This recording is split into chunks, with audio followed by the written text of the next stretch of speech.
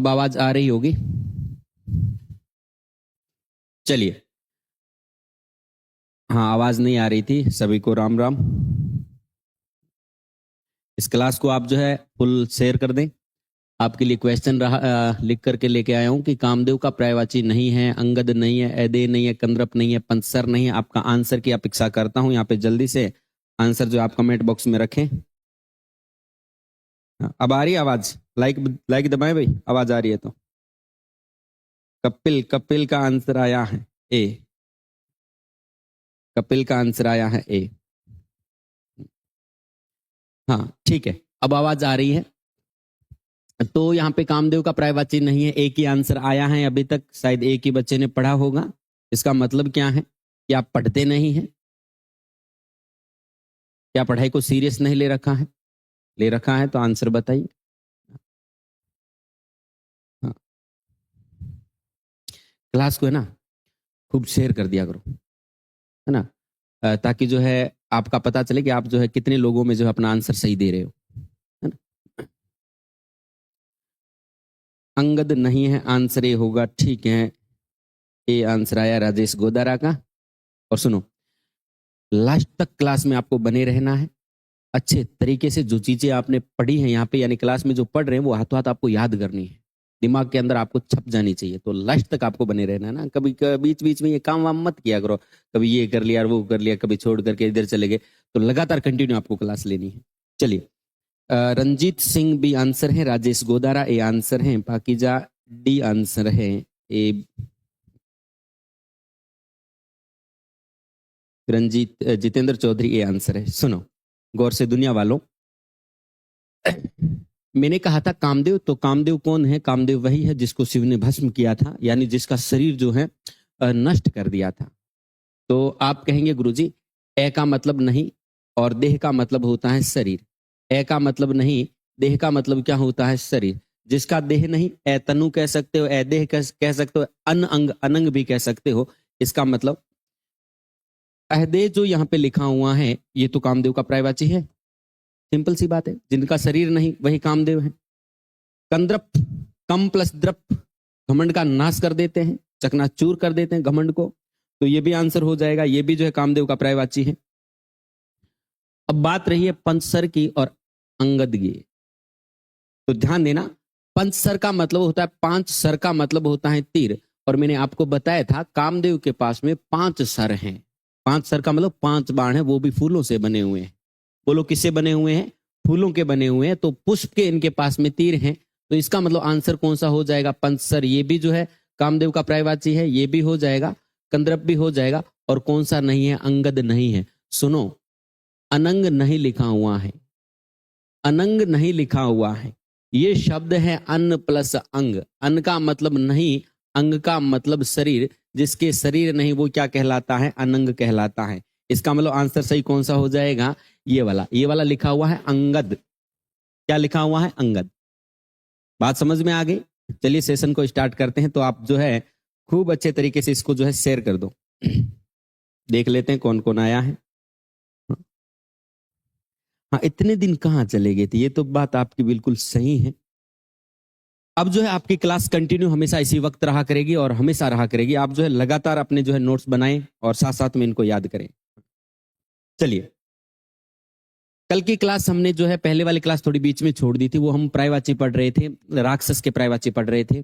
और हमने देखा था हाथी के पर्यायवाची हमने देखा था। उनको फिर लास्ट में हम पढ़ेंगे। पहले जो है थोड़े नए जो है पर्यायवाची पढ़ लेते, उनकी भी चर्चा करेंगे, पिछली क्लास वाले। हाँ चलिए, आज हम पढ़ेंगे धरती के पर्यायवाची। किसके पर्यायवाची पढ़ेंगे? धरती के। धरती जानते हैं? बिल्कुल सर, धरती हम जानते हैं। धरती के पर्यायवाची के बारे में हम चर्चा करते हैं। ध्यान देना, मैं कहता हूं यदि आप धरती के पर्यायवाची याद करते हैं तो आपको राजा के पर्यायवाची याद हो जाएंगे, आपको ब्राह्मण के पर्यायवाची याद हो जाएंगे। कुछ कैसे याद हो जाएंगे देखना। अभी धरती जो होती है, यानी आप धरती के पर्यायवाची याद करेंगे और साथ में किसके पर्यायवाची याद होंगे? राजा के पर्यायवाची याद हो जाएंगे। और किसके हो जाएंगे? और आपको ब्राह्मण के पर्यायवाची याद हो जाएंगे। धरती को कहा जाता है धरा। गुरुजी जानते हैं धरती को क्या कहा जाता है? धरा कहा जाता है, बिल्कुल। ये सबको धारण कर रखा है, इसलिए इनको क्या, इस धरती को क्या कहा जाता है? धरती कहा जाता है। सबको क्या कर रखा है? धारण कर रखा है।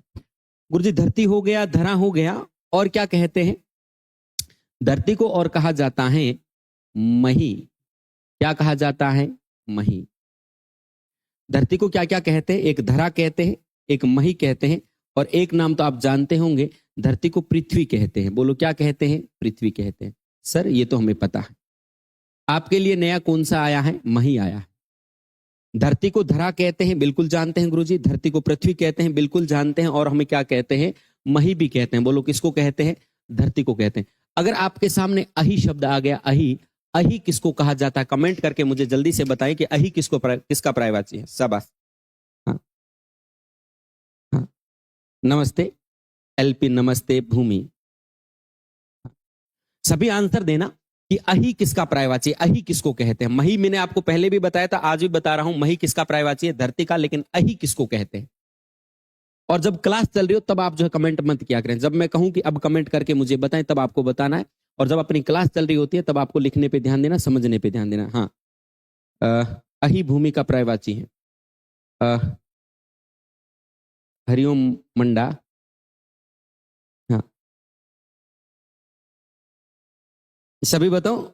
सुनो, अही मैंने आपको बताया था कि किसका पर्यायवाची है, और मैं इस शब्द को थोड़ा और अच्छे तरीके से लिख देता हूं, और अलग तरीके से लिख देता हूं, अहिराज। क्या लिखा है? अहिराज। अब तो शायद आप बता सकते हैं कि अहिराज किसका पर्यायवाची है। अहिराज किसका पर्यायवाची है? शाबाश। सांप। अमन कंबोज आपने बताया है कि अही सांप को कहते हैं, 101% अही सांप को कहते हैं। लेकिन अहिराज लिखा हुआ हो तो अहिराज किसको कहते हैं? शेषनाग को कहते हैं। यानी सांपों का राजा किसको कहते हैं? शेषनाग को। अही किसको कहते हैं? सांप को। मैंने वहीं पे आपको बताया था कि मही किसको कहते हैं? मही पृथ्वी को कहते हैं। मही किसको कहते हैं? पृथ्वी को कहते हैं। ओके सर, पता चल गया कि पृथ्वी है, मही है, और धरा है, और एक पृथ्वी का नाम और ध्यान रखना, भू है। ये तो आप जानते हैं गुरुजी, ये तो बेसिक है, हम जानते हैं। पृथ्वी के लिए एक शब्द क्या है? भू है। पृथ्वी के लिए एक शब्द भूमि है, बिल्कुल। और एक शब्द जो है इला है। इला सरस्वती को भी कहते हैं। इला ने देनी आपनी हालरिये हुलराय, है ना। इला का मतलब क्या होता है? इला का मतलब होता है पृथ्वी। इला पृथ्वी का भी पर्यायवाची है। सरस्वती को भी कहा जाता है, भूमि भी कहा जाता है, भू कहा जाता है, पृथ्वी कहा जाता है। आप कहेंगे गुरुजी इस क्लास में हमारे लिए जो नया शब्द आया है वो कौन सा हो सकता है? हमारे लिए मही हो सकता है। बस एक ही तो शब्द याद रखना है। भू पृथ्वी का है, भूमि पृथ्वी का है, इला पृथ्वी का है। पृथ्वी तो कहते हैं, धरा कहते हैं, सबको धारण कर रखा है, इसलिए इसको क्या कहा जाता है? धरती कहा जाता है। यानी आप पृथ्वी के पर्यायवाची याद करेंगे, साथ साथ में आपको राजा के पर्यायवाची याद हो जाएंगे, साथ साथ में आपको ब्राह्मण के पर्यायवाची याद हो जाएंगे। बात समझ रहे हो? सर ये तो समझ में आ गया, ये तो याद भी है, पहले से याद है, इनको याद कराने की भी आवश्यकता नहीं है। बोलो चलिए। धरा हो गया, पृथ्वी हो गया, भू हो गया, भूमि हो गया। एक पृथ्वी के लिए शब्द आता है मेदिनी। क्या आता है? मेदिनी। मेदिनी। हाँ, मान्यता है कि किसी राक्षस का वध जो है भगवान के द्वारा, शायद कृष्ण के द्वारा किया गया, तो उसको जो है उड़ रहा था और ऊपर आसमान में उसको मारा, तो उसका मेदा जो है पृथ्वी के ऊपर गिरा, और मेदा पृथ्वी के ऊपर गिरने से पृथ्वी को कहने लगे मेदिनी। क्या कहने लगे? मेदिनी। मेदिनी कहते हैं, इला कहते हैं, भूमि कहते हैं, गुरुजी भू कहते हैं, पृथ्वी हम जानते हैं, मही जानते हैं, और धरा जानते हैं। और सुनो, पृथ्वी के लिए अगर देखा जाए तो ये शब्द भी होता है, वैसे वस्तुतः शब्द यही होता है, पृथ्वी। शब्द क्या होता है? रियल नेम तो यही होता है, पृथ्वी। शब्द क्या होता है? पृथ्वी। और मेदिनी है, इला है। और बताओ कौन कौन सा पर्यायवाची जो है पृथ्वी के लिए हो सकता है? आप कमेंट करके बताएं कि गुरुजी ये भी होता है क्या, पूछ सकते हैं।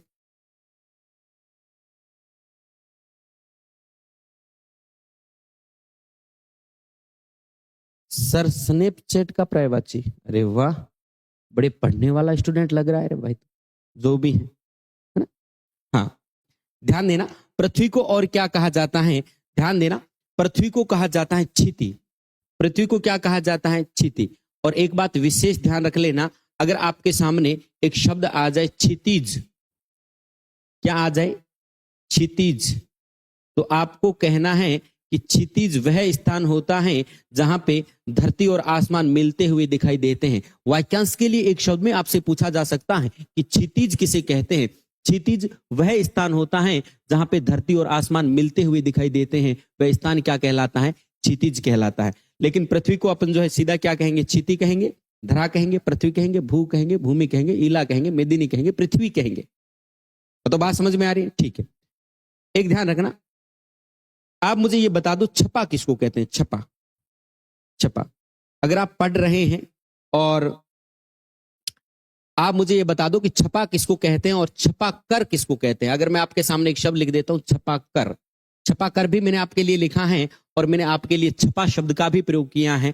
पहले तो एक नंबर पे आंसर इसका लिखें और 2 नंबर आंसर इसका लिखें। गुरुजी बड़े क्वेश्चन पूछते हो। हाँ, क्वेश्चन इसलिए पूछता हूं ताकि पता चले कि आप रियल में पढ़ रहे हो या फिर ऐसे ही मेरे कहने से लाइव आ जाते हो।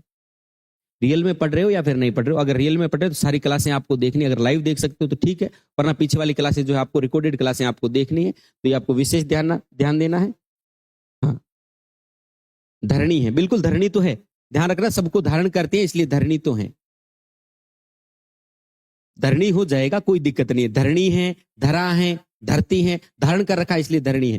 तो आपके लिए ये मही शब्द आया होगा और एक आपके लिए मेदिनी शब्द भी नया आया होगा, तो ये विशेष आपको ध्यान देना। मुझे तो ये बताएं छपा किसको कहते हैं और छपा कर किसको कहते हैं। छपा किसको कहते हैं और छपा कर किसको कहते हैं। 1 नंबर पर आंसर इसका होना चाहिए, 2 नंबर पर आंसर इसका होना चाहिए। शाबाश।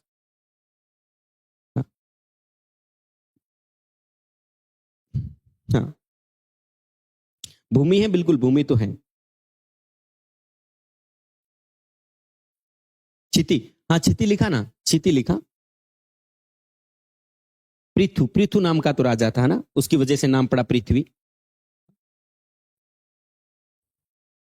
हाँ, ध्यान देना, पृथ्वी को धरित्री कहते हैं, धारण करने के कारण धरित्री कहते हैं। ओके सर, ये तो हम जानते हैं। और धरती को क्या कहते हैं? धरित्री। और एक ध्यान देना, एक शब्द होता है अचल। गुरुजी अचल क्या होता है? जो चले नहीं। गुरुजी कौन नहीं चलता? पर्वत नहीं चलता, पर्वत को अचल कहा जाता है। और हमारे विद्वानों ने कहा कि पृथ्वी नहीं चलती है, इसलिए पृथ्वी को क्या कह देते हैं? अचला कह देते हैं। स्त्रीलिंग बनाने के लिए आ प्रत्यय लगा दिया जाता है। ध्यान देना, स्त्रीलिंग बनाने के लिए किसका प्रयोग कर दिया जाता है? आ। तो शब्द क्या बनाएंगे? अचला। अचल का मतलब जो चले नहीं और अचला जो चलती नहीं है, स्त्रीलिंग। ध्यान रखना, छपा कहते हैं रात्रि को और छपा कर का मतलब होता है जो रात करता है। तो छपा कर किसको कह देते हैं? चंद्रमा को कह देते हैं। किसको कह देते हैं? चंद्रमा को। गुरुजी अचला हो गया। एक शब्द और आपको ध्यान रखना है, विपुल। गुरुजी विपुल का मतलब बहुत होता है और जो बहुत सारी हैं, यानी बहुत ज्यादा है। पृथ्वी बहुत सारी है, इसलिए इसको क्या कह देते हैं? विपुला। ध्यान दो, पृथ्वी के आप पर्यायवाची याद करो, साथ में राजा के पर्यायवाची याद हो जाएंगे, ब्राह्मण के पर्यायवाची याद हो जाएंगे। किस किसके? राजा के याद हो जाएंगे, ब्राह्मण के पर्यायवाची आपको फ्री में याद हो जाएंगे। गुरुजी कुछ तो हम जानते हैं। आज की क्लास में हमने मही को याद किया, एक हमारे लिए मेदिनी शब्द आया है और कोई ऐसा कोई शब्द। अचला से हम जान जाएंगे, ए का मतलब नहीं, चल का मतलब चलने वाला, अचल पर्वत को कहते हैं। लेकिन अचला कौन हो जाएगी? पृथ्वी हो जाएगी। विपुल का मतलब होता है ज्यादा, और स्त्रीलिंग लगा करके हमने विपुला बनाया, यानी बहुत ज्यादा जो है। बताओ विपुला किसको कहते हैं? पृथ्वी को कहते हैं। धरणी हो जाएगा, धरणी हो जाएगा, धरित्री हो जाएगा। बोलो बात समझ में आ रही है? अगर आपको समझ में आ रही है तो आप कमेंट करके बताएं कि गुरुजी बहुत अच्छे तरीके से समझ में आ रही है। हाँ। चलिए, हाँ अचला बिल्कुल लिख दिया मैंने। अचला कहा जाता है हरिओम मंडा। हाँ। और बताइए पृथ्वी के लिए और क्या क्या क्या पर्यायवाची हो सकता है? हाँ, क्षमा। और क्या हो जाएगा? पृथ्वी को क्षमा भी कहते हैं, बिल्कुल ये भी आप लिख सकते हैं। और क्या कहा जाता है? क्षमा। सभी मेरे साथ, आप जहां पे भी बैठे हैं, घर में बैठे हैं, वहां पे आपको जो है मेरे साथ में रिवाइज करना है और जो है घर में बोलना है। गुरुजी धरती को धरा कहते हैं। बोलो क्या कहते हैं? धरा कहते हैं। एक आपके लिए पर्यायवाची आया है, धरती को क्या कहते हैं? मही कहते हैं। बोलो क्या कहते हैं? मही कहते हैं। पृथ्वी को पृथ्वी कहते हैं, धरती को पृथ्वी कहते हैं, ये आप जानते हैं। भू कहते हैं, जानते हैं आप। भूमि कहते हैं, ये जानते हैं। आपके लिए इला शब्द भी आया होगा, तो आपको 2 शब्द याद रखने हैं। मही कहते हैं और क्या कहते हैं? इला कहते हैं। और मेदा गिरने से राक्षस का क्या कहलाते हैं? मेदिनी कहलाते हैं। और पृथ्वी का वैसे मूल नेम क्या है? पृथ्वी। और यह भी आपको ध्यान रखना, क्षिति किसको कहते हैं? पृथ्वी को। वह स्थान जहां पे पृथ्वी और आसमान मिलते हुए दिखाई देते हैं, वो क्या कहलाता है? क्षितिज कहलाता है। सबको धारण धारण कर रखा है, धरणी है, और इसको क्या कह सकते हैं, धरित्री कह सकते हैं। बताओ बात समझ में आ गई? गुरुजी बहुत अच्छे तरीके से समझ में आ चुकी है। ये सारे के सारे पर्यायवाची किसके हो जाते हैं? पृथ्वी के हो जाते हैं। किसके हो जाते हैं? पृथ्वी के। अब ध्यान देना, आगे हम चर्चा कर रहे हैं राजा के पर्यायवाची की। गुरुजी कैसे याद हो जाएंगे? अभी याद हो जाएंगे। हम चर्चा कर रहे हैं राजा। गुरुजी राजा कौन होता है? राजा वो होता है जो धरती का पालन करता है ना? धरती के ऊपर रहता है, उसको हमेशा धरती की जो है भूख लगी रहती है, धरती को हमेशा जीतता है।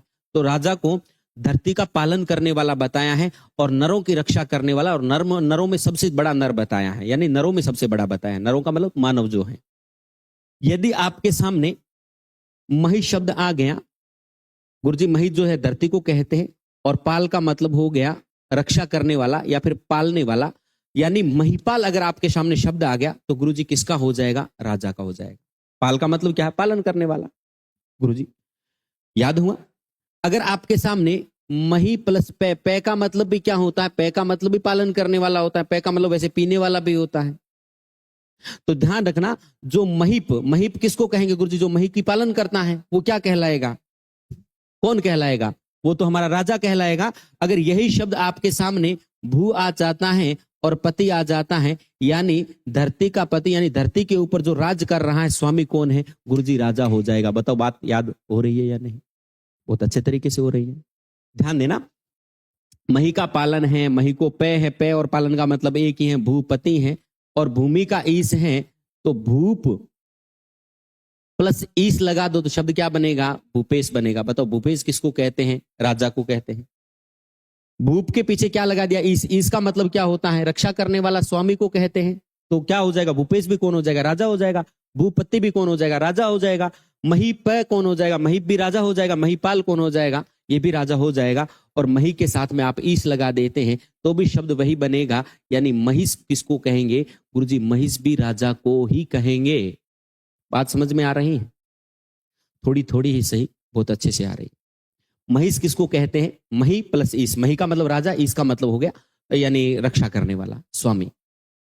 तो पृथ्वी की रक्षा कौन करता है? राजा करता है। चलिए गुरुजी, और क्या होता है राजा के लिए पर्यायवाची?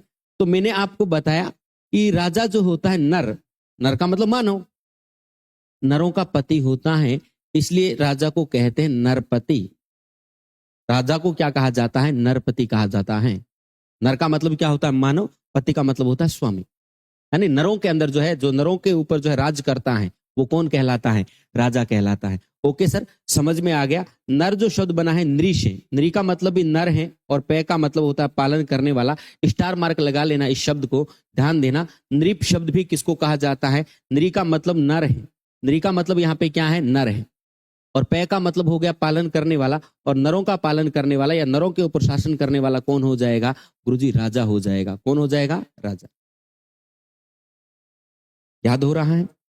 बिल्कुल याद हो रहा है। धरा जानते हैं गुरुजी, आज हमने जाना मही भी है, पृथ्वी जानते हैं, भू जानते हैं, भूमि जानते हैं, इला भी जान लिया, मेदिनी जान लिया, पृथ्वी जान लिया, क्षिति हमने जान लिया, धरणी और धरित्री तो हम पहले से जानते हैं। और मैंने कहा पृथ्वी के पर्यायवाची के साथ में राजा लगा दो, चाहे पति लगा दो, चाहे ईश लगा दो, किसका पर्यायवाची बन जाता है? गुरुजी ये तो किसका बन जाता है? यानी धरती के पर्यायवाची के साथ में आप जो ये शब्द लगाएंगे तो किसका पर्यायवाची बन जाता है? राजा का बन जाता है। मही की पालन करता है, मही का पालन करता है, भू का पति है, भूप का ईश है, मही का ईश है, ये नर का पति है, और क्या कहलाएगा? नृप कहलाएगा। नर का इंद्र है, ये भी कह दो कि गुरुजी नर का इंद्र है, इसलिए नर के साथ में इंद्र लगा दो। इंद्र का मतलब भी बड़ा होता है, तो शब्द क्या बन जाएगा? नरेंद्र बन जाएगा। नर के साथ में ईश लगा दो तो भी शब्द क्या बन जाएगा? नरेश बन जाएगा।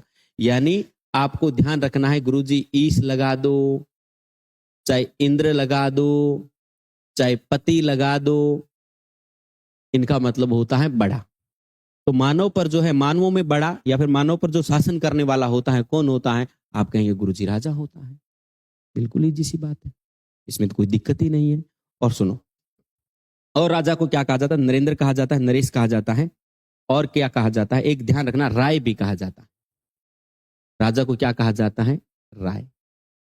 ये आपको ध्यान रखना। एक राजा के लिए शब्द आता है राट। राजा के लिए शब्द क्या आता है? राट। ये भी आपको अच्छे तरीके से ध्यान रखना है। गुरुजी राट क्या होता है? राट भी राजा होता है। आप शम के साथ में लगा देते हैं तो शब्द क्या बन जाता है? सम्राट। सम्राट भी किसको कहते हैं? राजा को कहते हैं। ध्यान देना, राट का मतलब क्या होता है? राजा, और सम उपसर्ग लगा देते हैं, शब्द क्या बन गया? सम्राट। राट और सम्राट का मतलब क्या होता है? राजा। लेकिन थोड़ा सा फर्क है, सम्राट जो होता है वो राजाओं के ऊपर राजा होता है, और राजा जो होता है सामान्य भूपति होता है। ध्यान देना, सामान्य भूपति क्या कहलाएगा? राजा। और जो राजाओं के ऊपर भी राजा है, यानी जिसके अंडर में बहुत सारे राजा आ जाते हैं, वो क्या कहलाता है? सम्राट कहलाता है। बात नई नहीं है, बात आप जानते हैं। आज के लिए इसमें अभी एक ही नया आया है जो आपको यूं अजीब सा लग रहा होगा, नृप। नृप महिपाल, मही का पालन करने वाला। महीप है, भूपति हैं, भूपेश है, मही का ईश है गुरुजी, नरपति हैं, नृप है, नरेंद्र है, नरेश है, राय है, राट है और सम्राट है। ये किसको कहते हैं? राजा के पर्यायवाची हो जाते हैं। बताओ, बात समझ में आ रही है? चलिए, सभी सुन रहे हैं मेरी बात को? बात आपको समझ में आ रही है अच्छे तरीके से?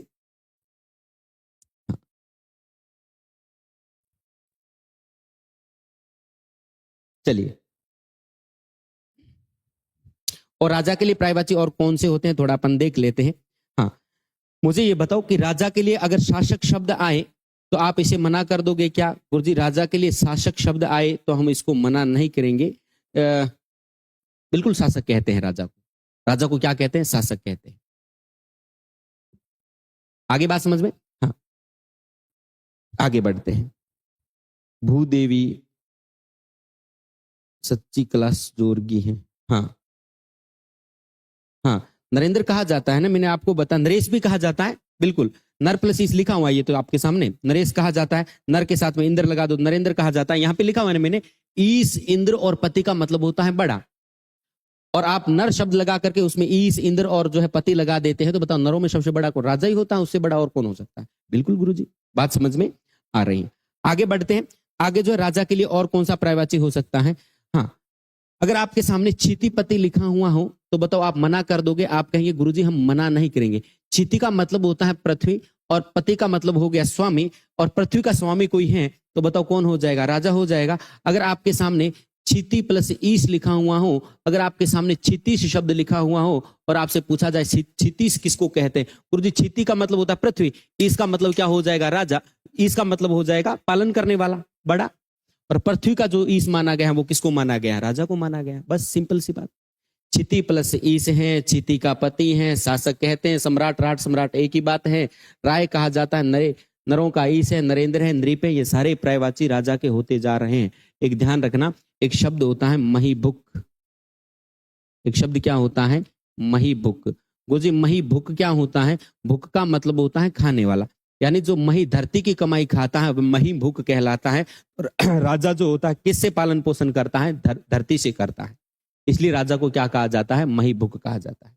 हाँ, साथ साथ में नोट्स भी आप बना रहे होंगे। हाँ, भूपाल एक ही बात है। अगर आपने भूपाल शब्द लिखा है, भू का मतलब भूमि, पाल का मतलब हो गया पालन करने वाला। आप इस बात को समझिए, भू का मतलब भूमि, पाल का मतलब होता है पालन करने वाला। भूमि का पालन करने वाला कौन है? आप कहेंगे गुरुजी राजा है।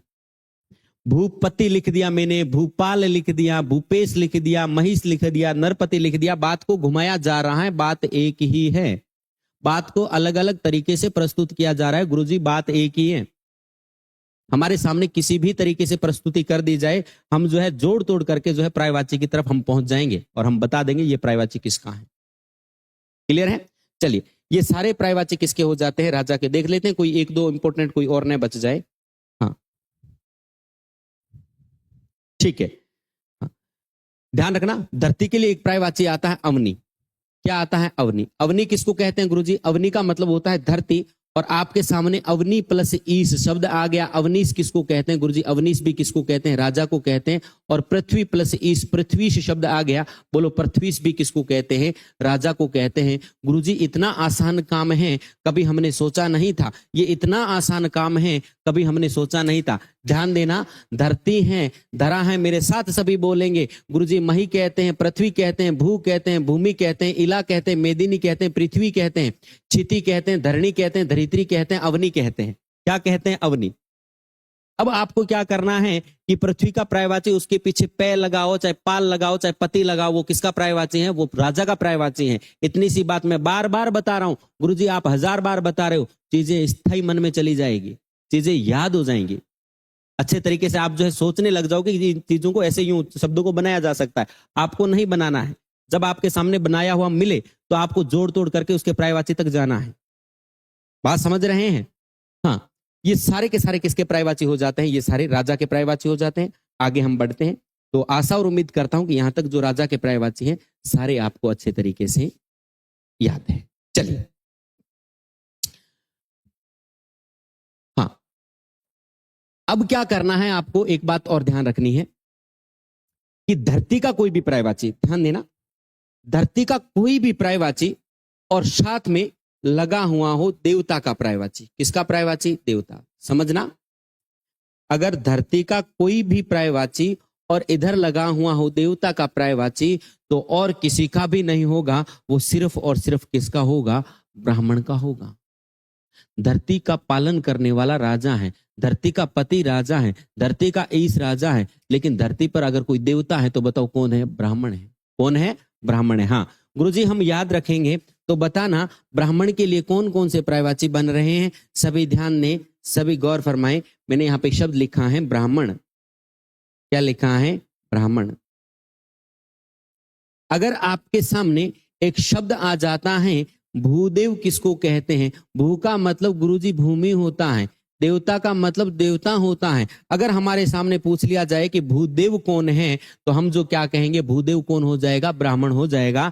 यदि आपसे पूछा जाए कि भूसुर कौन है, सुर का मतलब क्या होता है? सुर का मतलब देवता होता है, भू का मतलब भूमि होता है, और भूमि का यदि कोई सुर माना गया, सुर का मतलब क्या है? देवता।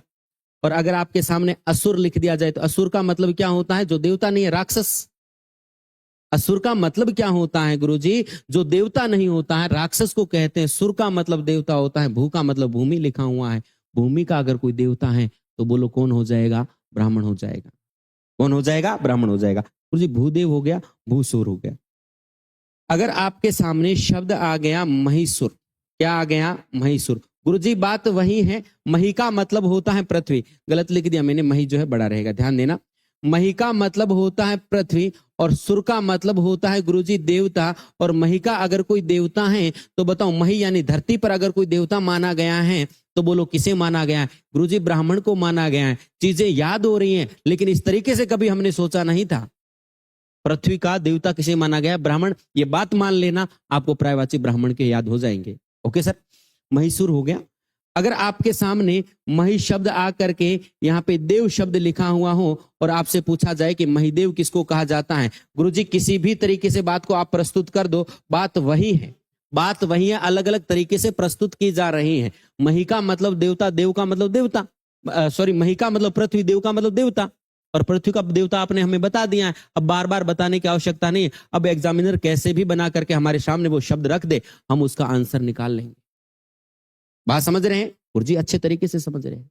हम पढ़ने वाले स्टूडेंट हैं, हम पढ़ने वाले स्टूडेंट हैं। ध्यान देना, भूदेव हो गया, भूसुर हो गया, महिसुर हो गया, महिदेव हो गया। अगर आपसे पूछा जाए किसका पर्यायवाची है, ये हमेशा हमेशा किसका हो जाएगा? ब्राह्मण का पर्यायवाची हो जाएगा। बात को ध्यान से सुनना, ब्राह्मण को अग्र जन्मा मानते हैं। क्या मानते हैं? ब्राह्मण को अग्र जन्मा मानते हैं। तो आप कहेंगे सर ब्राह्मण का जन्म जो है आगे हुआ है, सबसे पहले हुआ है ब्राह्मण, है ना, उसके बाद क्षत्रिय, और उसके बाद क्या होता है? वैश्य, और उसके बाद में शूद्र। तो अग्र जन्मा किसको माना जाता है? ब्राह्मण को माना जाता है। क्लियर है? और ब्राह्मण को माना गया है कि विशेष प्रकार से प्रकट, विशेष प्रकार से प्रकट हुए हैं। तो ब्राह्मण को कहा है विप्र। वी का मतलब विशेष, प्रकार मतलब प्रकट, विशेष प्रकार से प्रकट हुआ है। गुरुजी याद हो रहा है, बस नियमित क्लास देखने की आवश्यकता है, नियमित क्लास देखने की आवश्यकता है, प्रॉपर नोट्स बनाने की आवश्यकता है। एक बार रिवाइज कर लेना, सारी चीजें आपको याद हो जाएगी। भू का देव है गुरुजी, आप बार बार बता रहे हो, रिवाइज करने की कहाँ आवश्यकता है। हाँ, क्लास पूर्णतः मनोयोग से ले लेना। मैं कहता हूं आपको भी याद करने की भी आवश्यकता नहीं रहेगी। भूदेव हैं, भूमि के सुर हैं, मही के सुर हैं, मही के देव हैं, आगे जन्मे हुए माने जाते हैं। विप्र विशेष प्रकार से ये जन्मे हुए माने जाते हैं, प्रकट हुए माने जाते हैं। एक ध्यान रखना, एक आपको ध्यान रखना, द्विज। क्या? द्विज। मैंने कहा द्वि का मतलब क्या होता है?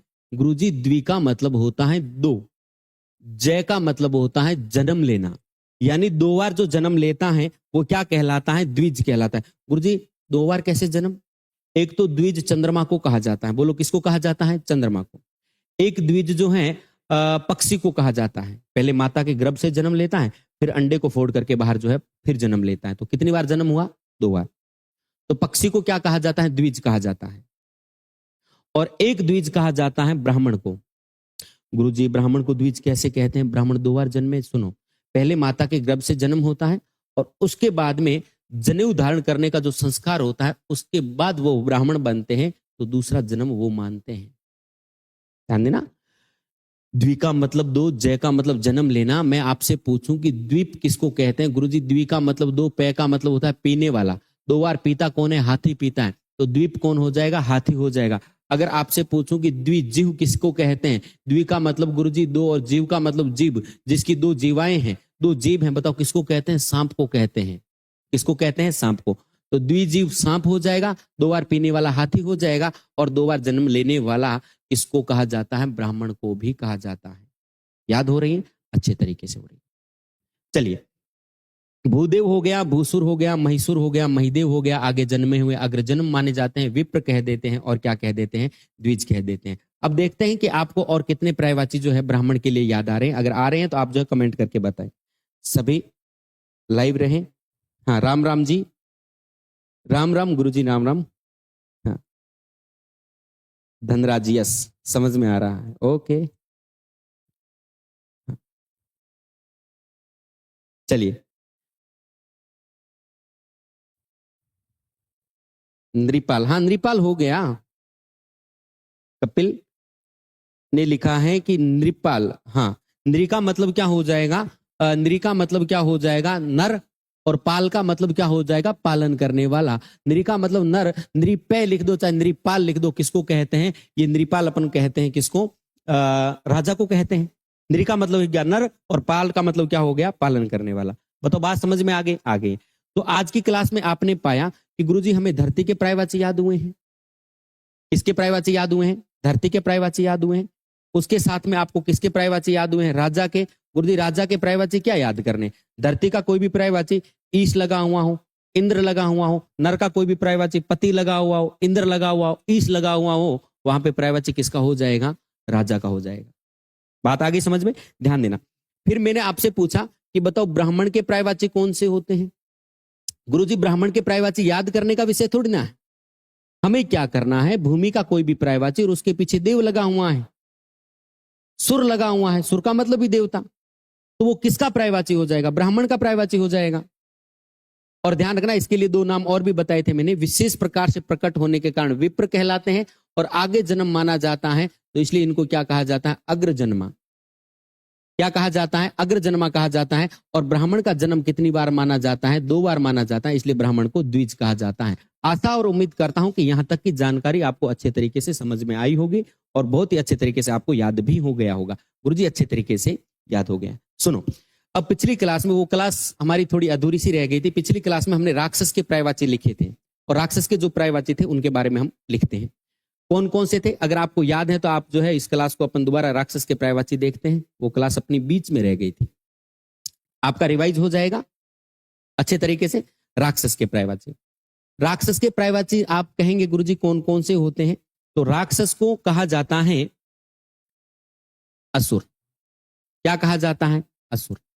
गुरुजी ए का मतलब नहीं, सुर का मतलब देवता, यानी जो देवता नहीं वो क्या कहलाता है? असुर कहलाता है। बिल्कुल सिंपल सी बात है। राक्षस जो थे, इनकी माता का नाम था दीति। राक्षसों की माता का नाम क्या था? दीति। और देवताओं की मां का नाम क्या था? अदिति, यानी दीति और अदिति।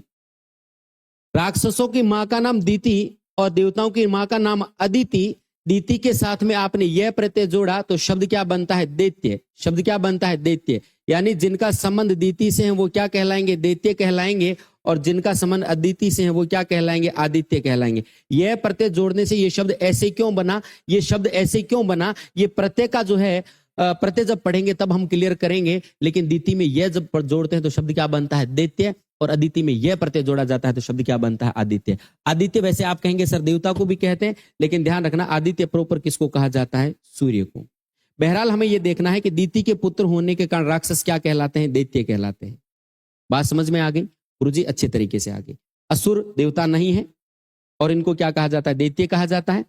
और मैंने आपको कहा था राक्षस जो होते हैं निशा यानी रात्रि के अंदर विचरण करते हैं। राक्षस जो होते हैं निशा यानी रात्रि के अंदर विचरण करते हैं, इसलिए इनको निशाचर कहा जाता है।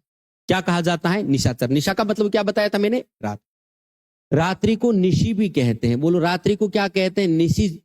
और यहाँ पे लिख दिया है चर। चर का मतलब होता है विचरण करने वाला।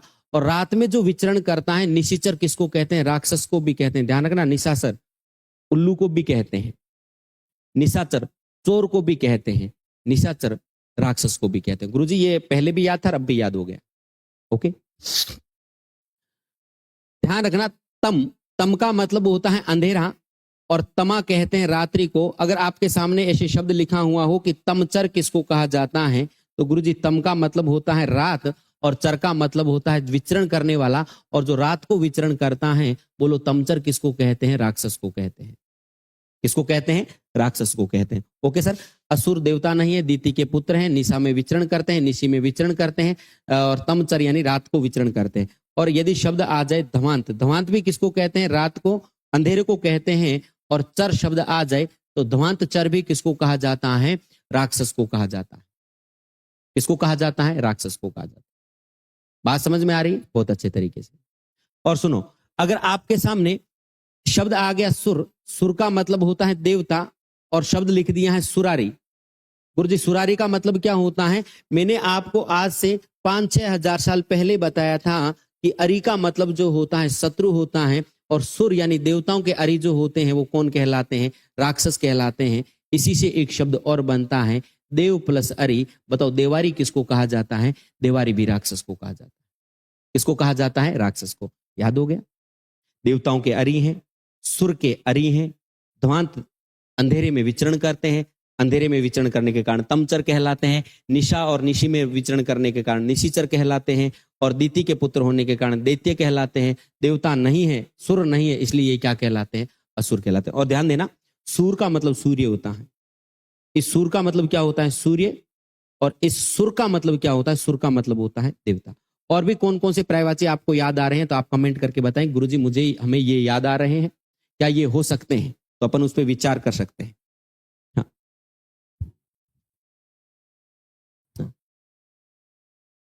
दानव, बिल्कुल ध्यान देना। हाँ, दनु की संतान ये कहलाते हैं राक्षस और मानव मनु की संतान कहलाते हैं। तो दनु के पीछे जय लगा देते हैं तो शब्द क्या बन जाता है? दनुज। शब्द क्या बन जाता है? दनुज। और मनु के पीछे जय लगा देते हैं शब्द क्या बनता है? मनुज। मेरी बात को ध्यान से सुनना। अगर आपसे पूछा जाए कि दनुज का विलोम शब्द क्या होता है? दानव की संतान दनु, और आप कहेंगे सर मनु की संतान क्या कहलाएगी? मानव। तो दनुज का विलोम शब्द क्या हो जाएगा? मनुज हो जाएगा। और विशेष एक बात ये ध्यान रखना, दनु के साथ में आप जब ए प्रत्यय को जोड़ेंगे तो शब्द बनता है दानव। क्या बनता है? दानव। और मनु के साथ में ए प्रत्यय को जोड़ेंगे तो शब्द क्या बनता है? मानव। ये हम प्रत्यय के अंदर विचार करेंगे, लेकिन बहरहाल आपको क्या याद हो रहा है? दो विलोम शब्द याद हो रहे हैं।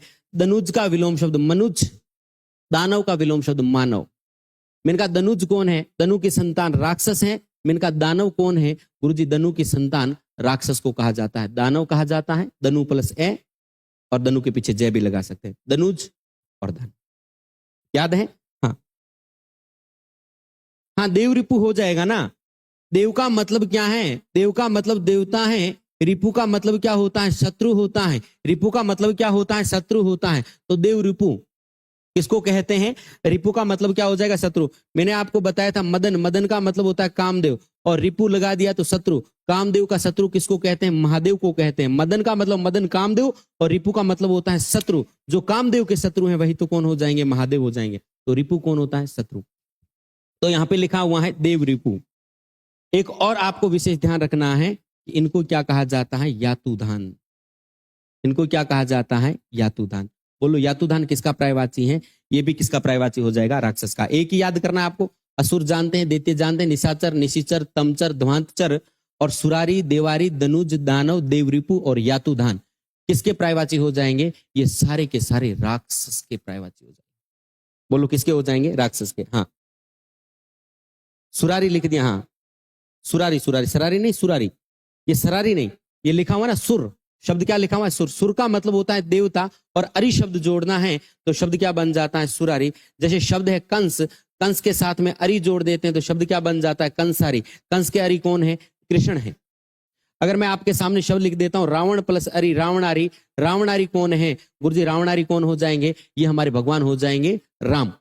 अगर आपके सामने त्रिपुर प्लस अरि शब्द बना देता हूं त्रिपुरारी, बताओ त्रिपुरारी किसको कहते हैं? त्रिपुर राक्षस का वध करने वाले, ये कौन हो जाएंगे? हमारे महादेव। अगर मैं आपसे पूछ लेता हूं कि मुर प्लस अरि शब्द क्या बन जाएगा? मुरारी। बताओ मुरारी किसको कहते हैं? मुर नाम के राक्षस का वध किया था श्री कृष्ण ने, मुरारी किसको कहते हैं? श्री कृष्ण को। अभी ये याद नहीं करना है, आगे हम पढ़ लेंगे। सुर के अरि राक्षस है, कंस के अरि कौन है? कृष्ण है। रावण के अरि कौन हो जाएंगे? राम हो जाएंगे। त्रिपुर नाम के राक्षस के अरि महादेव हो जाएंगे। मुर नाम के राक्षस के अरि कौन हो जाएंगे? कृष्ण हो जाएंगे। एक राक्षस था अंधक नाम का, क्या नाम का? अंधक। अंधक प्लस अरि शब्द क्या बन जाएगा? अंधकारी। गुरुजी अंधकारी कौन है? ये हमारे महादेव है।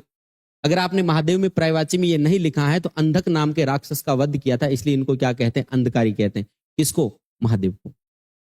एक ध्यान देना, खर नाम के राक्षस का वध किया था, इसलिए खरारी किसको कहते हैं? राम को कहते हैं। राम ने किस राक्षस का वध किया था? खर नाम के। तो खरारी किसको कहते हैं? राम। ये हम अपने महादेव। ये अपने कौन हो जाएंगे? कृष्ण। त्रिपुरारी कौन हो जाएंगे? महादेव। और रावणारी कौन हो जाएंगे? राम। और कंस के अरि कौन हो जाएंगे? कृष्ण। और सुर के अरि कौन हो जाएंगे? राक्षस हो जाएंगे। तो सरारी नहीं लिखना है। चलिए, ये आपको लिखना नहीं, थोड़ा सा यूं आपने समझा है बस, ठीक है, आगे बढ़ते हैं। हाँ, और कोई पर्यायवाची आपको याद आ रहा हो? नमस्कार। हाँ,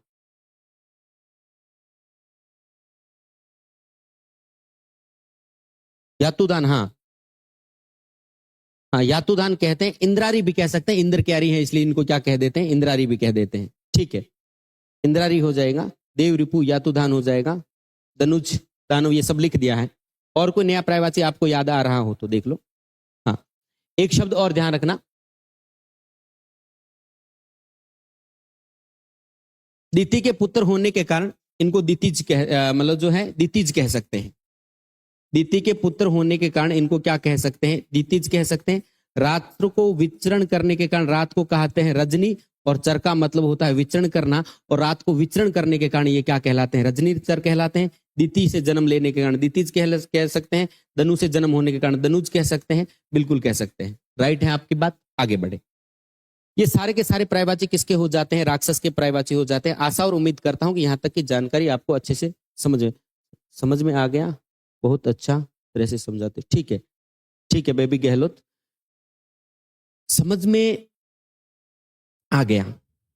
आपकी बात सही है, लेकिन आपने अच्छे से समझा है। रियलिटी ये है, आप जितने लोग लाइव देख रहे हैं इसका मतलब ये नहीं बाकी सबको जो है समझ में आ रहा है कि नहीं आ रहा, वो विषय नहीं। आप समझने के लिए इच्छुक हैं, आप उस चीज को समझ रहे हैं, तब समझ में आपको अच्छे से आ रहा है। आप समझ रहे हो? अब यही इंग्लिश मीडिया जिसको हिंदी से कोई लेना देना नहीं, उसको समझ में नहीं आएगा। आप इस चीज की क्या है, आपको इच्छा है, तो इसीलिए सारा मैं क्रेडिट नहीं लेना चाहता कि जो है मैंने समझाया। सब टीचर अच्छा पढ़ाते हैं, सब अच्छा समझाते हैं, बस समझने की ललक होनी चाहिए। अगर आपको समझने की ललक है, अगर किसी ने हिंट भी दिया थोड़ा सा, तो भी समझ जाओगे। और नहीं तो फिर अगर ललक नहीं है, ध्यान नहीं है, किसी ने पूरे रामायण जो अच्छे तरीके से जो आपको विस्तृत आपके तरीके से बता दिया, भगवान राम ने आकर के बता दिया, तो भी समझ में नहीं आएगी। यानी आप क्या है, लालायित हैं, तभी तो लाइव में बने हुए हैं, अच्छे तरीके से घर में बैठे हैं, फिर भी आप जो है रील्स न देखते हुए अपनी जो है क्लास को देख रहे हैं। यानी आप जिज्ञासु हैं, समझ में आएगा, आना पड़ेगा, आना पड़ेगा। चलिए, हाँ, अमरारी कह सकते हैं, 101% कह सकते हैं। अमर कौन है? अमर तो गुरुजी देवता है। अमर यानी देवता के पर्यायवाची में हमने देखा था, अमर देवता है। और ये अमरारी यानी देवताओं के अरि कहलाएंगे। अमर का मतलब क्या है? अमर किसको कहते हैं? देवता को। अरि का मतलब क्या हो जाएगा? शत्रु। और देवताओं के अगर कोई शत्रु हैं तो अमरारी कौन हो जाएंगे? ये अपने राक्षस हो जाएंगे। आशा और उम्मीद करता हूं कि यहां तक राक्षस के जितने भी पर्यायवाची थे इंपॉर्टेंट हमने वो सारे के सारे लपेट लिए हैं। इसके बाद में आगे बढ़ते हैं। तो आज की क्लास में हमने पाया कि गुरुजी आज की क्लास में हमें याद हुआ धरती के पर्यायवाची, आज की क्लास में हमें याद हुआ राक्षस के पर्यायवाची, आज की क्लास में हमें याद हुआ किसके, राजा के पर्यायवाची, और आज की क्लास में हमें याद हुआ राजा के हुए, राक्षस के हुए, धरती के हुए और ब्राह्मण के पर्यायवाची। किसके, ब्राह्मण के। जाते जाते एक पर्यायवाची की और चर्चा कर लेते हैं, अपन चर्चा कर लेते हैं पृथ्वी के हाथी के पर्यायवाची। बोलो किसके पर्यायवाची, हाथी। हाथी राजा कहाँ चले, है ना। तो ध्यान देना, हाथी को संस्कृत में कहा जाता है हस्ती। क्या कहा जाता है, हस्ती। गुरुजी संस्कृत का शब्द है, चेंज होकर के बना है। हाँ हस्ती है ये संस्कृत का, ये चेंज होकर के क्या बना है, हाथी बना है। हस्ती और हाथी एक ही है, अक्सी और आंख एक है, अग्नि और आग एक है ना। तो चेंज होकर के हस्त और हाथ एक है। ध्यान रखना, हस्त का मतलब क्या होता है, हस्त का मतलब होता है, हस्त का मतलब होता है हाथ। तो हाथ भी एक ही बात है, हस्त का मतलब भी एक ही बात है। Okay sir. हाथी के जो पर्यायवाची जानते हैं, हाथी के पर्यायवाची हम हाथी जानते हैं, हस्ती जानते हैं। एक पर्यायवाची हम और जानते हैं गुरुजी, गज। क्या जानते हैं, गज। यदि आपके सामने गज ऐसे लिखा हुआ हो तो अलग अर्थ है। गुरुजी क्या अर्थ है, इस गज का अर्थ हो जाएगा एक नाप की इकाई। एक नाप की इकाई होती है गज, और इस गज का मतलब क्या होता है, हाथी होता है। और हस्ती का मतलब हस्ती जानते हैं आप। और हाथी को क्या कहा जाता है, ध्यान रखना, हाथी को वितुंड कहा जाता है। बोलो क्या कहा जाता है, सभी एक साथ बोलेंगे, घर में बोलेंगे, वितुंड कहा जाता है। गुरुजी वितुंड पहले भी बताया था, एक बार फिर से बता दो, हमारा रिवाइज हो जाएगा, क्लास जो है पूरी अच्छे तरीके से हो जाएगी। वितुंड विशेष प्रकार की तुंड, तुंड का मतलब होता है सूंड, तुंड का मतलब होता है चोंच, जिसकी विशेष प्रकार की सूंड है वही तो वितुंड कहलाएगा। मैंने आपको बताया था और फिर से बता रहा हूं, यदि आपके सामने वक्र तुंड आ गया, वक्र का मतलब होता है टेढ़ा और तुंड का मतलब हो गया सूंड, जिसकी टेढ़ी सूंड है गणेश को कहते हैं। किसको कहते हैं, गणेश को। गणेश को वक्र तुंड कहते हैं। लेकिन वितुंड आ गया तो आपको कहना वितुंड किसको कहते हैं, हाथी को कहते हैं। और मैंने आपको यह भी बताया था, मैंने आपको यह भी बताया था, जैसे हाँ, सूंड जो होता है वो सूंड शब्द कैसे लिखा जाना चाहिए, सूंड शब्द जो होता है वो ऐसे होता है सूंड, सूंड इस प्रकार से लिखना। ये विशेष आपको बताया था और अच्छे तरीके से फिर से बता रहा हूं, बात को अच्छे तरीके से ध्यान रखना। ओके सर, समझ में आ गया। हस्ती है, गज है, वितुंड है। और कोई हाथी के लिए पर्यायवाची है, हाँ, हाथी को कहा जाता है दंती। क्या कहा जाता है, दंती। गुरुजी क्यों कहते हैं, दंत का मतलब होता है दांत, और दांत वाला होने के कारण क्या कहलाता है, दंती। गुरुजी दांत तो सबके होते हैं, तो मैंने आपको बताया था हाथी के विशेष दांत होते हैं। हाथी के क्या होते हैं, विशेष दांत होते हैं, जो साइलेंट खड़ा है फिर भी दिखाई देते हैं। आप साइलेंट खड़े होते हैं फिर भी आपके दांत दिखाई देते हैं, नहीं दिखाई देते। हाथी जो सो रहा है तो भी दांत दिखाई देंगे, है ना। तो उसके विशेष दांत होते हैं, वो दिखाने वाले दांत है ना। हाथी के खाने के दांत और होते हैं, दिखाने के वाले दांत और होते हैं। उन दांतों के कारण क्या कहा जाता है, दंती कहा जाता है। और ध्यान रखना, द्वि का मतलब होता है दो, और रद का मतलब होता है दांत। यानी दो दांत होने के कारण, दो बड़े दांत होने के कारण हाथी को क्या कहा जाता है, द्विरद कहा जाता है। रद का मतलब क्या है, रद का मतलब होता है दांत। आप साइंस पढ़ेंगे तो आप सुनेंगे, आप उसके अंदर रदनक वगैरह जो दांत होते हैं वो आप जानते हैं। तो रद का मतलब क्या है, दांत। ओके सर, समझ में आ रहा है। दांत होने के कारण दंती कहलाता है, दो दांत होने के कारण द्विरद कहलाता है, विशेष प्रकार के तुंड होने के कारण वितुंड कहलाता है। गज हम जानते हैं, हस्ती हम जानते हैं। आगे बढ़ते हैं, ध्यान देना। हाथी को गयंद कहा जाता है। क्या कहा जाता है, गयंद। आप ऐसे समझे कि बड़ा शरीर होने के कारण वो हाथी को क्या कहा जाता है, गयंद कहा जाता है। और हाथी को अपने धुन में चलने के कारण इसको क्या कहा जाता है, मतंग कहा जाता है। हाथी को क्या कहा जाता है, मतंग कहा जाता है, अपनी धुन में मस्ती में चलता है। बड़ा शरीर होने के कारण क्या कहा जाता है, गयंद कहा जाता है। ओके सर, हस्ती हो गया, गज हो गया, वितुंड हो गया, दंती हो गया, द्विरद हो गया, गयंद हो गया, मतंग हो गया। ये सारे किसके पर्यायवाची बनते जा रहे हैं, ये हाथी के पर्यायवाची बनते जा रहे हैं। बोलो किसके बनते जा रहे हैं, हाथी के। और हाथी के लिए और क्या पर्यायवाची होता है, दंती हो गया, द्विरद। और हाथी को द्वीप भी कह सकते हैं। द्वि का मतलब दो, और पै का मतलब होता है पीने वाला। दो बार पीता है गुरुजी, दो बार पीता है, पहले सूंड से पीता है फिर मुंह से पीता है। दो बार पानी पीने के कारण क्या कहलाता है, द्वीप कहलाता है। आशा और उम्मीद करता हूं कि यहां तक की जानकारी आपको अच्छी ही नहीं लगी होगी, बिल्कुल समझ में भी आई होगी। तो आज कमेंट करके बताएं कि और कौन कौन से जो है पर्यायवाची इनके लिए बचते हैं। हाँ, मदकल। हाँ, मदकल कह सकते हैं। देखना किसी ने लिखा है कि मदकल, मदकल। वैसे हाथी के कान से जो निकलने वाली मवाद होती है उसको मदकल कहते हैं। यानी हाथी जो है मस्ती में होता है तो उसके कान से कुछ मवाद निकलती है, उसको मदकल कहते हैं ना। किसी ने मदकल नाम लिखा है और एक नाम और भी लिखा है कुंभी। हाँ, कुंभी कह सकते हैं। गजोद्भव, गज के साथ में उद्भव शब्द का प्रयोग किया गया है, यहाँ ध्यान रखना, ये शब्द है कुंभी। कुंभी भी किसको कहते हैं? कुंभी भी किसको कहते हैं? हाथी को कहते हैं। कुंभ का मतलब होता है घड़ा। कुंभ का मतलब क्या होता है? घड़ा। हाथी का सिर जो होता है इतना बड़ा घड़े के जैसा होता है और घड़े को क्या क्या कहते हैं? कुंभ। अच्छा सर, कुंभ प्लस आर शब्द क्या बनता है? कुम्हार बनता है। क्या बनता है? कुम्हार। कुम्हार कौन होता है? जो घड़े का काम करने वाला क्या कहलाता है? कुम्हार कहलाता है। इसमें शब्द क्या है? कुंभ। कुंभ का मतलब होता है घड़ा और हाथी का जो मस्तक होता है घड़े के समान बड़ा होता है, इसलिए हाथी को क्या कहते हैं? कुंभी कहते हैं। क्या कहते हैं? कुंभी कहते हैं। दो बार पीता है, द्वीप कहलाता है, मतंग कहलाता है, गयंद कहलाता है, हस्ती कहलाता है, गज कहलाता है, विशेष प्रकार के तुंड वितुंड कहलाता है, दांतों वाला है इसलिए दंती कहलाता है, दो दांत है इसलिए इसको क्या कहते हैं? द्विरद कहते हैं। और कोई कुछ पूछना हो तो बता लो भाई। हाँ, कुंजर है, कुंजर है, वेरी गुड, कुंजर है। ये स्टार मार्क कर लेना। कुंजर भी कई बार पूछा जाता है, कुंजर। लेकिन मैंने आपको बताया था कंजर क्या है। कंजर एक जाति विशेष है। कुंजर क्या होता है? कुंजर हाथी का प्रायवाची है। किसका प्रायवाची है? हाथी का प्रायवाची है। आशा और उम्मीद करता हूं कि यहां तक आपको जो है समझ में आया। देख लेते हैं कोई इंपॉर्टेंट और ने बच गया हो आपके लिए। हाथी, इब, हाँ बिल्कुल, इब भी कहा जाता है, सुंडाल और सिंदूर भी कहा जाता है, ध्यान रखना। इब मैंने आपको बताया था जब मैं गणेश जी के अपन जो है प्रायवाची पढ़ रहे थे। इब जो है किसको कहा जाता है? ये इब कहा जाता है हाथी को। लेकिन इब के साथ में इबानन अगर जोड़ दिया जाए तो इबानन किसको कहते हैं? इबानन कहते हैं गणेश जी को, क्योंकि गणेश जी का सिर जो है किसका है? हाथी का सूंड है। तो इब प्लस आनन कह दो, चाहे गज प्लस आनन गजानन कह दो, इब प्लस आनन इबानन कह दो, गणेश का प्रायवाची है। तो गुरुजी कुल मिलाकर के हमें यह समझ में आ गया कि इब का मतलब क्या होता है? हाथी। और ध्यान रखना एक शब्द और भी बनता है इनके लिए, हाथी के लिए, सिंदूर। क्या कहा जाता है? सिंदूर कहा जाता है। ये इंपॉर्टेंट शब्द है कुंजर। कुंजर, कुंजर किसका है? कंजर एक जाति है, लेकिन कुरंग अगर शब्द आ गया ना आपके सामने, कुरंग, कुरंग का मतलब होता है हरिण, कुंजर का मतलब होता है हाथी, और कंजर एक जाति विशेष है, और सिंदूर और क्या कहते हैं? इब कहते हैं। ये सारे प्रायवाची किसके हो जाते हैं? हाथी के हो जाते हैं। हाँ जी सर, बिल्कुल। करी, बिल्कुल करी कहा जाता है, ध्यान देना। हरिओम मंडा। कर का मतलब होता है, कर का मतलब होता है सूंड, कर का मतलब होता है टैक्स, कर का मतलब होता है हाथ, कर का मतलब होता है किरण, कर का मतलब होता है करने वाला।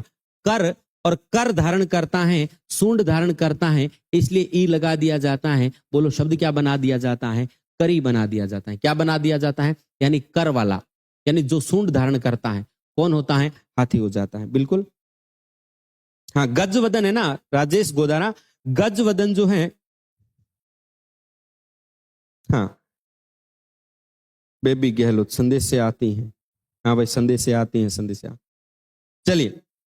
गजवदन, गजवदन का मतलब क्या है? गज का मतलब हाथी और वदन का मतलब क्या होता है? वदन का मतलब होता है मुख। लेकिन ध्यान रखना, बदन शब्द अगर आपके सामने आ जाता है, बदन का मतलब होता है शरीर, वदन का मतलब होता है मुख, बदन का मतलब क्या होता है? शरीर, और गज का मतलब हाथी, वदन का मतलब होता है मुख। हाथी के जैसा मुख किसका है? गणेश जी का है, तो गणेश जी को गजवदन कहते हैं। क्या कहते हैं? गजवदन कहते हैं। आशा और उम्मीद करता हूं कि यहां तक आपको अच्छे तरीके से समझ में आ गया। गजवदन हाथी को नहीं कहते हैं, गजवदन किसको कहते हैं? गणेश जी को कहते हैं। सिंदूर, गजवदन। हाँ सर, बिल्कुल समझ में आया। ओके, ठीक है। बेबी गहलोत,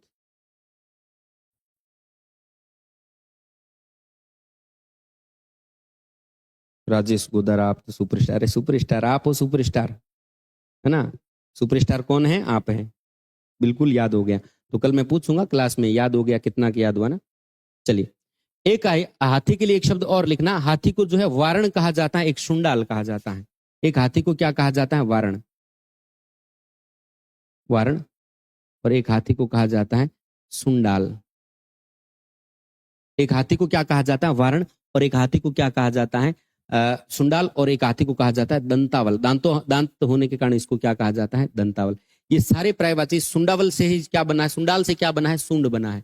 तो ध्यान रखना, सूंड होने के कारण सुंडाल कहा जाता है। एक शब्द ये भी ध्यान रखना, वारण भी कहते हैं, कर सूंड रखने के कारण करी है, सिंदूर भी कहते हैं, इब भी कहते हैं, कुंजर भी कहते हैं, कुंभी हो गया, मदगल हो गया, द्वीप हो गया, मतंग हो गया, गेंद हो गया, ये सारे के सारे पर्यायवाची बोलो किसके बन जाते हैं गुरुजी? हाथी के पर्यायवाची बन जाते हैं। कल आप चाहे क्लास में हाथी का पर्यायवाची पूछ लेना, चाहे राजा का पर्यायवाची पूछ लेना, चाहे ब्राह्मण का पर्यायवाची पूछ लेना, चाहे पृथ्वी का पर्यायवाची पूछ लेना, ये पर्यायवाची हमें अच्छे तरीके से याद हो गए। और साथ साथ में चाहे राक्षस के पर्यायवाची पूछ लेना, क्लास में पूछूंगा, और अच्छे तरीके से ध्यान रखना, आंसर यूं आना चाहिए, फटाक से पूछा गुरुजी ये आंसर है इसका। क्लियर है?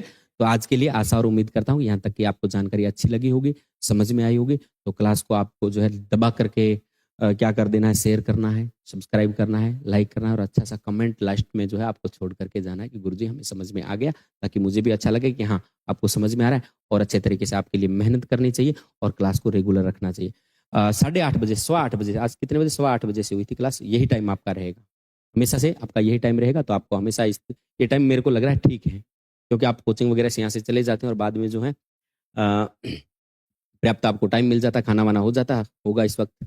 तो आज के लिए इतना ही, बाकी अपन मिलते हैं नेक्स्ट एपिसोड कल। आज के लिए जय हिंद, जय भारत।